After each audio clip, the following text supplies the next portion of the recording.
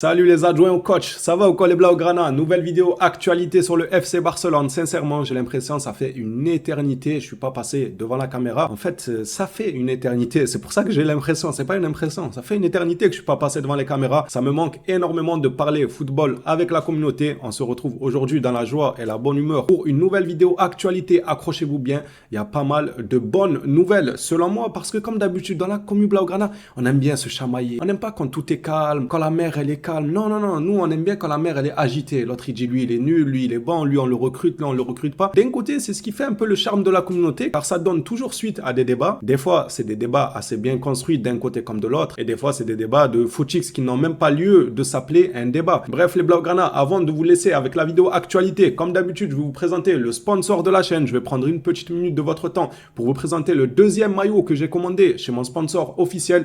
Personne ne l'a trouvé lors de la précédente vidéo. J'ai voulu faire le gars qui faisait une petite devinette. Quel est le deuxième maillot que j'ai commandé? Absolument personne ne l'a trouvé. Et j'en étais sûr que ça allait être compliqué parce que c'est un club dont je n'ai pas forcément d'attache. Le code promo est à moins 10%. C'est maintenant qu'il faut foncer. Tout se trouve dans la description et je vous présente le maillot que j'ai choisi. Et on se retrouvera pour la vidéo actualité. Évidemment, comme je m'en doutais lors de ma précédente vidéo, personne n'avait trouvé que c'est le maillot du Napoli que j'avais commandé avec celui de l'OM que je vous ai présenté du coup sur la vidéo précédente. Les Blaugrana, cette fois-ci, j'ai carrément décidé de vous le poser comme s'il était porté par un mannequin. Bon, j'ai pas de mannequin, donc j'ai fait avec les moyens du bord. Je l'ai mis sur ma chaise, tout simplement. Franchement, ça rend super bien. Je trouve qu'on voit très très bien les détails, toujours avec la fameuse taille M. Vous avez beaucoup aimé cette vanne-là sur la Porta, la taille que la Porta ne pourra jamais porter.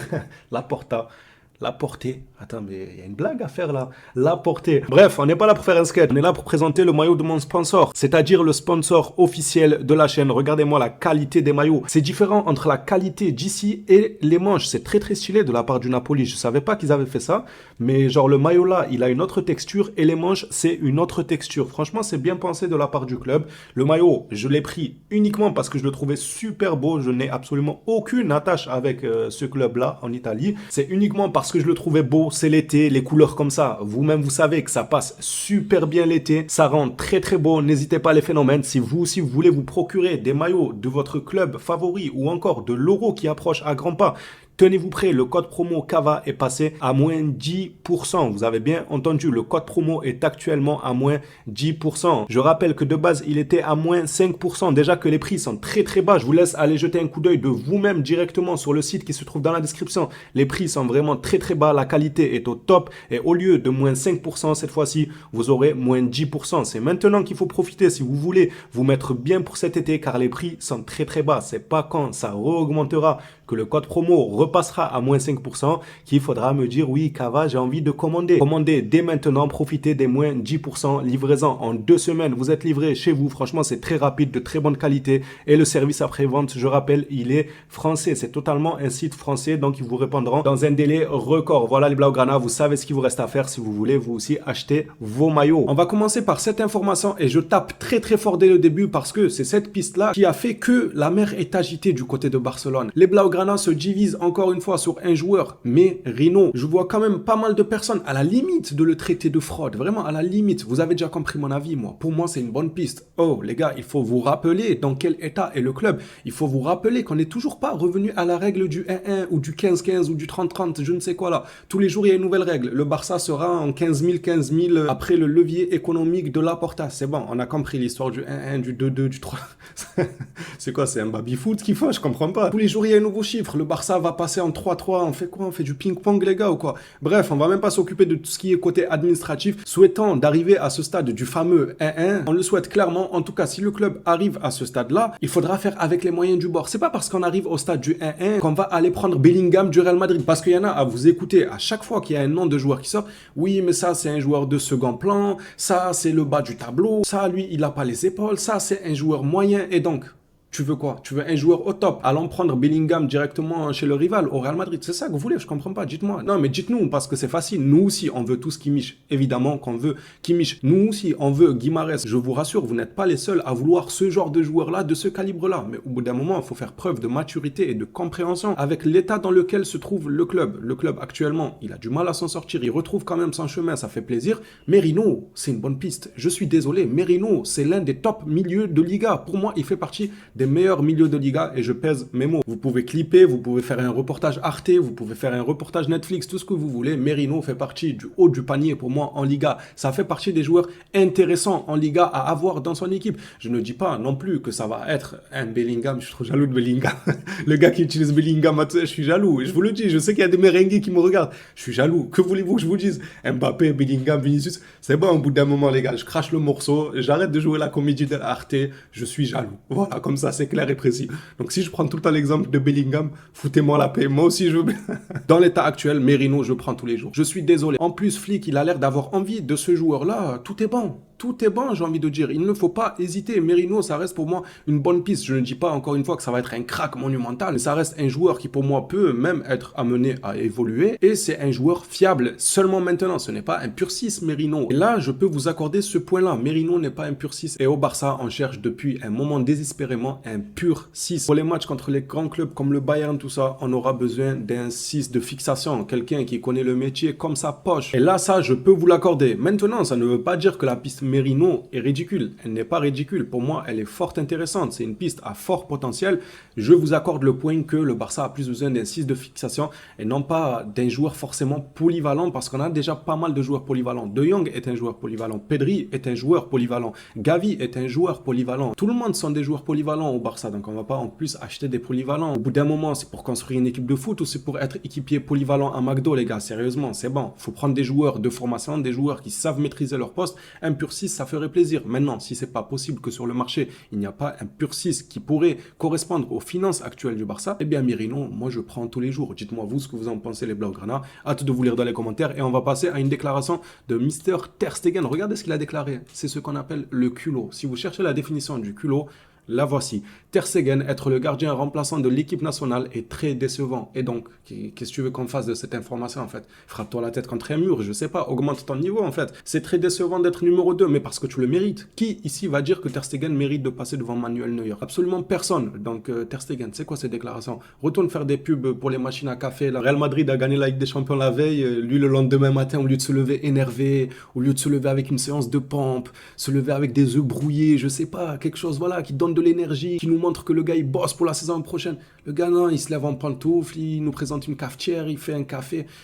Ça va, tu mérites même d'être 4e en Allemagne si ça tenait qu'à moi. J'aurais mis même en cuisine s'il faut, tu cuisines pour l'équipe, donc sois content. Deuxième place, c'est déjà très très bien. Passons maintenant à une information sur Vitor Roque. Hansi Flick fait les beaux jours du FC Barcelone parce qu'il prend bonne décision sur bonne décision pour le moment. En tout cas, ce qu'il en sort dans la presse parce que c'est pas tout le temps vrai. Ça vient pas tout le temps de la bouche de Flick. La presse aime bien mentir parfois. Pour l'instant, apparemment, Flick a bel et bien validé Vitor Roque. Il compte sur lui et ça fait plaisir. Par contre, petite parenthèse pour dire s'il vous plaît, pourquoi quand tout le monde vient au Barça, ils sont tous méchants. Lewandowski, il était méchant au Bayern, Flick, il était méchant, tout le monde, tous, ils sont méchants et ils viennent au Barça, pourquoi ils font tous des TikTok?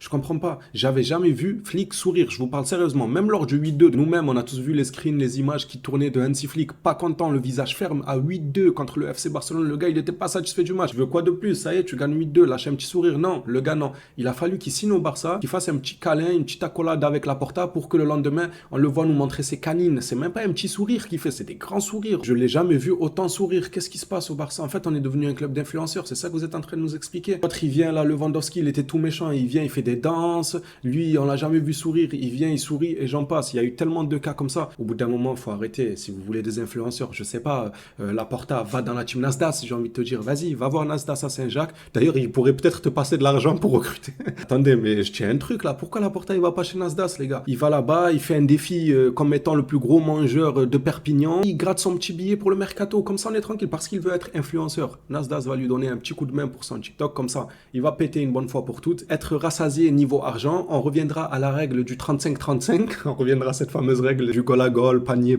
tout ça là, tout le tralala. Et on sera tranquille et on n'aura plus besoin de faire des TikTok pour faire entrer des sous. Sérieux, la Porta, il compte sur la rémunération TikTok. On est descendu si bas, ça me désespère. Passons au reste de l'actualité avec Faye qui intéresserait Porto. Et ce n'est pas le seul club sur le jeune joueur du FC Barcelone. Des jeunes du FC Barcelone. Faye intéresse notamment Chelsea, Arsenal aussi lent dans les petits papiers. Ça fait peur tout ça, mais je pense que Flick va compter sur lui. Moi, je pense fortement que que Flick, lors des premiers matchs en pré-saison et tout, il donnera quelques minutes de temps de jeu à Faye pour voir ce qu'il vaut. Vous verrez ce que je vous dis. En tout cas, ce n'est que mon ressenti. Peut-être qu'il va nous faire une Xavi et ne jamais l'appeler ou l'appeler pour le laisser sur le banc. Évidemment, comme annoncé, Flick continue d'enchaîner les masterclass. Fabrizio Romano nous rappelle que le Barça aurait annoncé à Jorge Mendes son intention de conserver Joao Félix et Joao Cancelo, ou Joao et Joao, les gars. Tranquille sur la prononciation, tant que vous savez de qui je parle, ne nous faites pas les bilingues ici, c'est bon. On le sait que vous avez un doctorat, un master en langue, de toute façon, vous connaissez tout sur tout, vous avez des diplômes sur tout. À chaque fois qu'on parle de quelque chose, vous venez rectifier. Tranquille, vous êtes bilingue, vous savez traduire les langues, vous savez parler espagnol. C'est bon, soyez contents, passez à autre chose.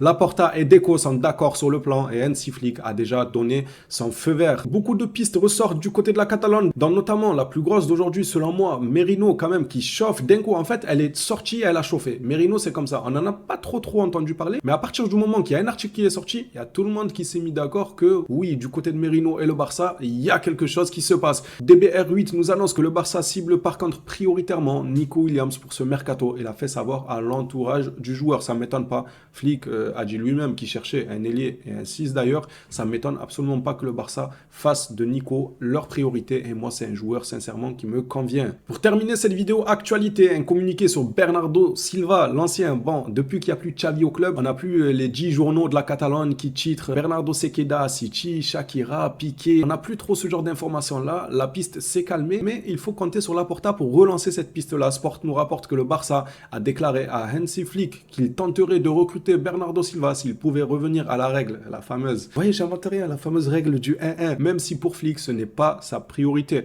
Je peux comprendre que Flick a peut-être d'autres priorités. Maintenant, comme vous le savez, ça c'est un sujet assez délicat. Il y a la team qui te diront non, il faut apporter que des joueurs que le coach veut, et la team qui te diront non, il faut apporter des joueurs pour le club parce que le coach est amené à partir après 1 ou 2 saisons. Je suis assez d'accord. Tu vas construire une équipe pour le coach. Et le coach qui vient après, qu'est-ce qu'il fait? Lui aussi, il construit son équipe. Après, tu ramènes un troisième coach, il construit son équipe. Le quatrième, il construit son équipe. Et toi, tu t'endettes et toi, tu as perdu de l'argent durant tous les mercatos. En fait, c'est que des chantiers. Tu vas ramener que des bricoleurs, des gens qui vont construire. Un nouveau coach, il construit. Un autre coach, il construit. Non, le club doit construire à long terme. Et pour construire à long terme, le club doit passer par ce genre de piste-là qui priorise au détriment de l'avis du coach. Parce que le coach là, déjà, il a signé 1 an plus 1, à voir selon les résultats comment ça se passe. Est-ce que pour un coach qui signe 1 an, tu vas refuser une piste comme Bernardo Silva? Moi, je suis d'accord avec Laporta. S'il arrive à revenir à la règle du 12-12, aller chercher Bernardo Silva, pour moi, ça ne serait vraiment pas déconnant. C'est un joueur que j'apprécie énormément. Et comme je l'ai dit, on ne peut pas uniquement dire au coach,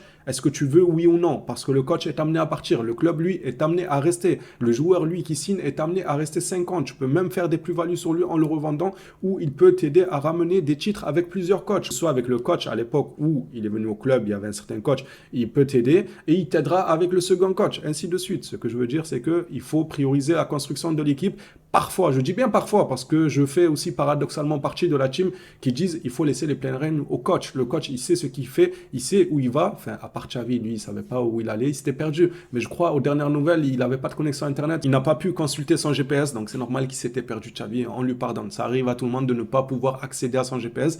C'est assez compliqué de se repérer quand on vient du Qatar à Barcelone. On peut lui pardonner à notre Xavi. Je ne sais pas vous, quelle est votre idée sur Bernardo Silva? Est-ce que vous voulez plutôt qu'il vienne quand même ou est-ce que vous voulez uniquement Flick décide de qui vient pas, au risque que celui-ci parte au bout d'une saison et demie et t'auras raté de sacrés joueurs comme notamment là Bernardo Silva. Hâte de lire vos retours les Blaugrana, les commentaires sont là pour que vous puissiez donner votre avis et qu'on puisse échanger sur la sphère football, plus précisément comme vous le savez, ce qu'on fait le plus souvent, le FC Barcelone. N'oubliez pas aussi de jeter un coup d'œil sur le sponsor de la chaîne, c'est une manière d'aider la chaîne à rester productif. Merci à vous, on s'attrape à la prochaine vidéo, d'ici là prenez soin de vous les Blaugrana.